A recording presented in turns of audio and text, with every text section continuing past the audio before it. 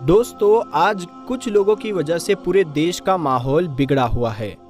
जगह जगह पर लोग हिंदू मुसलमान कर रहे हैं। जगह जगह पर दंगे फसाद हो रहे हैं। हाल ही में आपने हरियाणा में मेवात की नूह में देखा होगा और सुना भी होगा किस तरह से वहाँ का माहौल बिगाड़ा गया।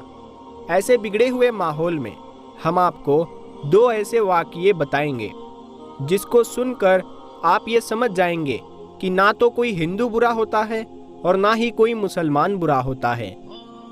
अगर कोई बुरा होता है तो उस इंसान के अंदर छुपा हुआ एक शैतान बुरा होता है, उसकी सोच बुरी होती है। सिर्फ कुछ लोग अपने फ़ायदे के लिए ये सारी चीज़ें करते हैं, ऐसी नफ़रतें समाज के अंदर फैलाते हैं। तो ये दोनों वाक़ये यकीनन आपके दिलों से नफ़रत को मिटा देंगे। इसीलिए आज का ये वीडियो आप सभी के लिए बहुत ही ज़्यादा ख़ास है। आप हिंदू हो या मुसलमान, आप इस वीडियो को आखिर तक ज़रूर देखिए। और सबसे पहले, अगर आपको लगे कि ये वीडियो हिंदू और मुसलमान को एक करने में मददगार साबित हो सकती है तो आप इस वीडियो को दिल से एक लाइक करें और मेहरबानी करके इसे शेयर भी कर दें ताकि और भी लोगों के पास ये वीडियो पहुंच जाए। तो चलिए दोस्तों, शुरू करते हैं। दोस्तों, पहला वाकया है इलाहाबाद की रहने वाली एक लड़की रुबीना का।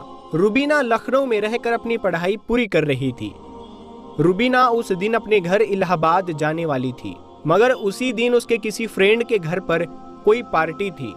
इसीलिए उसने सोचा कि पहले अपनी फ्रेंड के घर पार्टी अटेंड कर लेती हूँ, उसके बाद शाम को अपने घर चली जाऊंगी। बस यही सोचकर उसने अपना रिजर्वेशन भी करवा लिया था।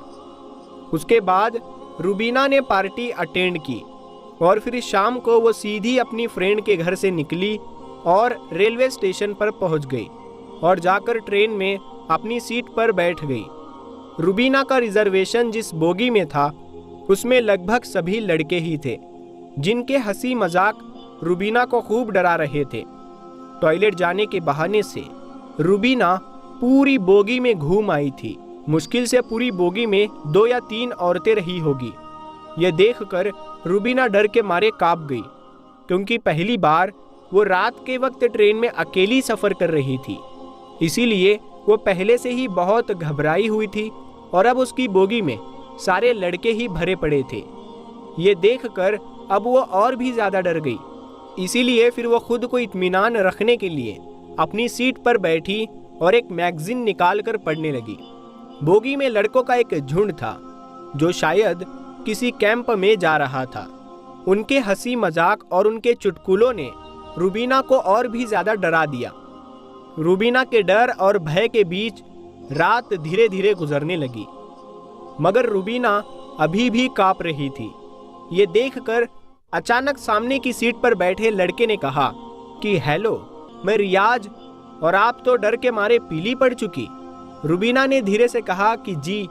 लड़का समझ गया और वो कहने लगा कि जी कोई बात नहीं, अगर आप अपना नाम नहीं बताना चाहती है तो मत बताइए, मगर वैसे आप जा कहाँ रही हो? तो रुबीना ने धीरे से कहा कि इलाहाबाद। इतना सुनते ही लड़के ने कहा कि क्या इलाहाबाद? अरे वाह, वो तो मेरे नानी का घर है, इस रिश्ते से तो आप मेरी बहन लगी। तो खुश होते हुए रियाज ने कहा कि फिर इलाहाबाद की अनगिनत बातें वो बताता रहा कि उसके नाना जी काफ़ी नामी इंसान हैं, उसके दोनों मामा सेना में ऊंचे पद पर है। इस तरह से वो नई पुरानी बातें करने लगा। रुबीना भी धीरे धीरे नॉर्मल होकर रियाज की बातों में दिलचस्पी लेने लगी और रुबीना रात भर रियाज जैसे भाई के साए में सोती रही। सुबह रुबीना ने कहा, लीजिए, आप मेरा पता रख लीजिए, कभी आप अपने नानी के घर आपका आना हुआ तो आप हमारे घर भी आइएगा। तो ये सुनकर उस लड़के ने कहा कि कौन सा नानी का घर? अरे बहन, वो तो मैंने आपको डरते हुए देखा, घबराए हुए देखा, तो मैं झूठ मूठ के रिश्ते गढ़ने लगा था। मैं तो पहले कभी इलाहाबाद आया ही नहीं। ये सुनकर रुबीना चौंक उठी। तो लड़के ने कहा कि बहन, ऐसा नहीं है कि सभी लड़के बुरे ही होते हैं, कि किसी अकेली लड़की को देखा नहीं कि उस पर गिद्ध की तरह टूट पड़े। हम में से ही बाप और भाई भी होते हैं। इतना कहकर प्यार से रुबीना के सर पर हाथ रखकर मुस्कुराने लगा। रुबीना रियाज को देखती रही। जैसे कि उसका कोई अपना सगा भाई विदा ले रहा हो। रुबीना की आंखों में आंसू आ गए थे। तभी जाते जाते रियाज ने रुबीना से कहा कि हाँ बहन, मेरा नाम रियाज नहीं है, मेरा नाम विशाल है। ये सुनकर रुबीना और भी ज़्यादा हैरान हो उठी। दोस्तों, ये तो हुई एक हिंदू लड़के की बात। अब आपको एक मुस्लिम लड़के का भी वाकया बताते हैं, जिसको सुनकर भी आपका दिल खुश हो जाएगा और आपके दिल से नफरत खत्म हो जाएगी। एक बार लखनऊ की सड़क पर एक हिंदू लड़की खड़ी हुई थी। दरअसल वो किसी ऑटो वाले का इंतजार कर रही थी। उसको अपने घर जाना था। अचानक उसे एक ऑटो वाला आता हुआ दिखाई दिया। उसने उसके आगे अपना हाथ दिया और उसको रुकवा लिया। ऑटो वाले ने कहा, जी मैडम, कहाँ पर जाना है? लड़की ने देखा कि ऑटो वाला एक मुस्लिम है, उसके सर पर टोपी है और चेहरे पर दाढ़ी है। उसने ऑटो वाले को एक मौलवी समझकर अपने दिल ही दिल में कहा कि इसको कह दूं कि आप यहाँ से जाइए, मुझको कहीं नहीं जाना है।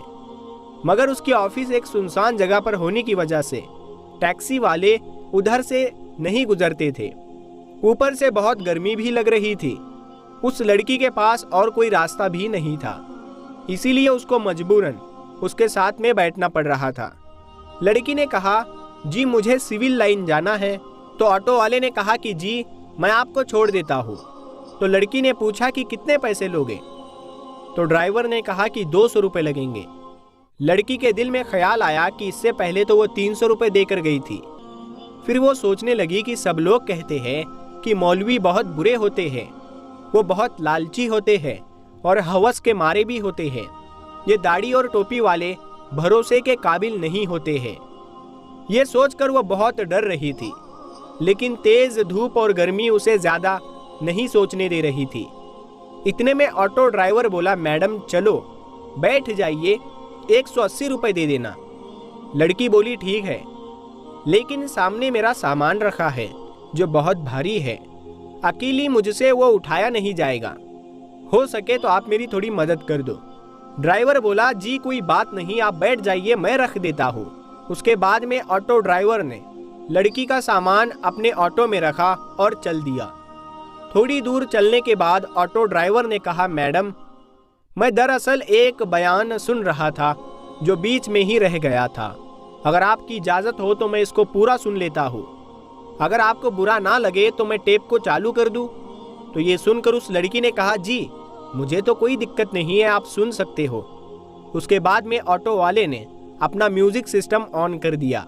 एक मौलवी उसमें बयान कर रहे थे, यानी वो बता रहे थे कि पर्दे के बारे में बता रहे थे।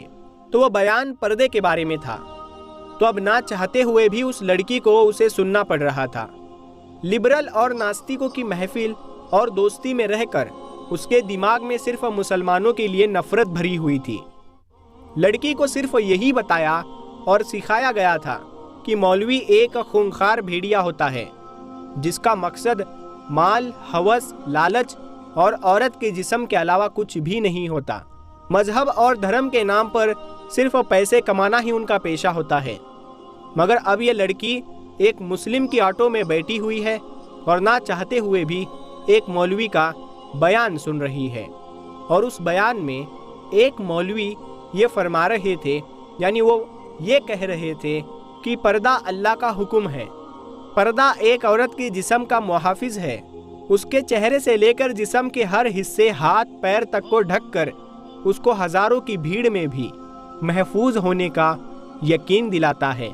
पर्दा औरत को शैतानी नज़रों से बचाता है और देखने वाले अपनी आँख तक घुमा लेते हैं और सोचते हैं कि ये लड़की तो शरीफ लड़की है। इसीलिए अल्लाह अपनी किताब कुरान पाक में फरमाता है, ऐ नबी अपनी बीवियों से और अपनी बेटियों से और मुसलमानों की औरतों से कह दो कि वो अपने ऊपर अपनी चादरों को लटका लिया करे, उसे बहुत ही जल्द उनकी शनाख्त हो जाया करेगी, फिर वो ना सताई जाएगी।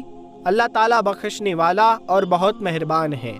तो पर्दा औरत की इज्जत है, सलामती का जामिन है, उसकी पाक दामिनी की ज़ाहिरी अलामत है। पर्दे में ही एक औरत की इज्जत है, लेकिन बेपर्दा औरत की मिसाल उस खुले हुए गोश्त के जैसी है जिस पर हर एक मक्खी आती है और उस पर बैठकर अपनी गंध निकालती है। हर एक उसको खाने की निगाह घूरता है, हर नज़र उसको खाने और लूटने की नज़र से देखती है। ये बयान सुनकर उस लड़की को ऐसा लगने लगा था जैसे ये सब अल्फाज उसी पर ही बोले जा रहे हो, क्योंकि जब वो ऑफिस आती जाती है तो रास्ते में हर लुच्चे लफंगे की नज़र उस पर पड़ती है और उसको घूरती रहती है। उसको ऐसा लग रहा था जैसे उसकी इस मुश्किल का अब सिर्फ वाहिद यही हल है। इतने में ही उसकी बताई हुई गली में ऑटो पहुंच चुका था और उसके घर के सामने जाकर ऑटो रुक चुका था। वो लड़की ऑटो से नीचे उतरी और कहने लगी, प्लीज़ आप मेरा सामान बाहर रख दो। उसके बाद में उस लड़की ने अपनी अम्मी को फ़ोन लगाया और कहने लगी, अम्मा ज़रा सनी को नीचे भेज दीजिए, मेरे साथ थोड़ा सामान है जिसका वज़न ज़्यादा है, उसको मैं अकेली ऊपर तक नहीं लेकर आ सकती हूँ। तो माँ ने फ़ोन पर कहा, बेटा तेरा भाई तो घर पर नहीं है। तो ये सुनकर ऑटो ड्राइवर बोला, मैडम कोई बात नहीं, चलो मैं आपका सामान रख कर आ जाता हूँ।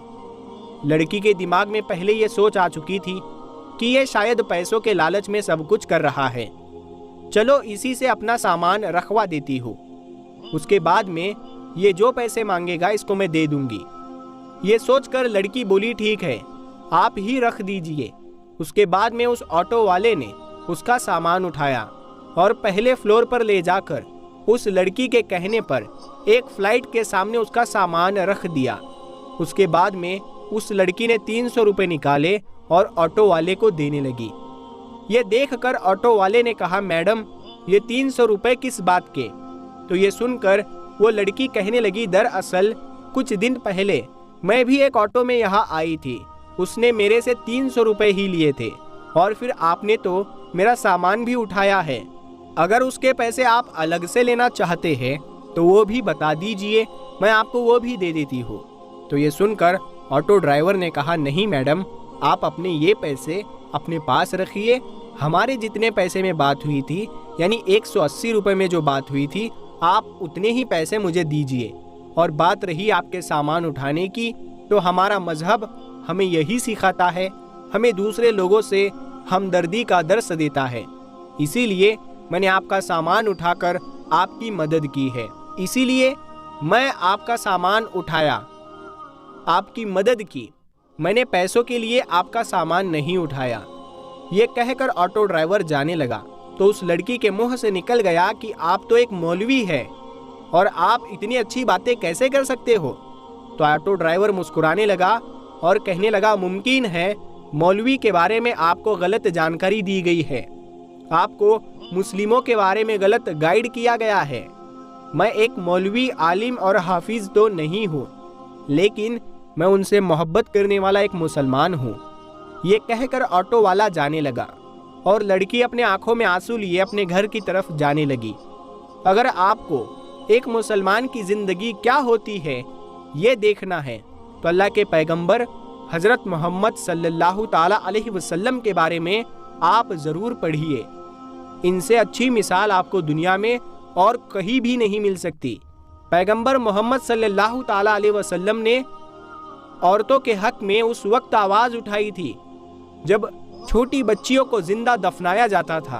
आपने फरमाया है कि एक मजदूर को उसकी मजदूरी उसका पसीना सूखने से पहले ही अदा कर दो।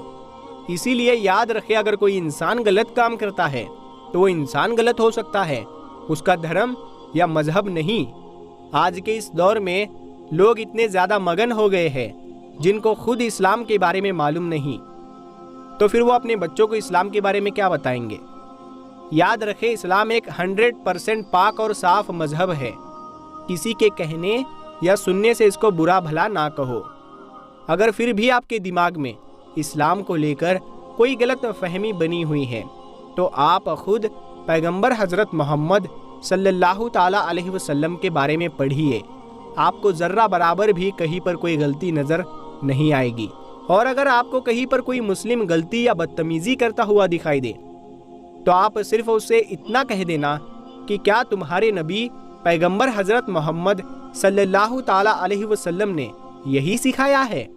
यकीन मानिए, अगर वो एक सच्चा मुसलमान होगा तो वो शर्म से पानी पानी हो जाएगा और वहीं पर सच्ची तौबा कर लेगा।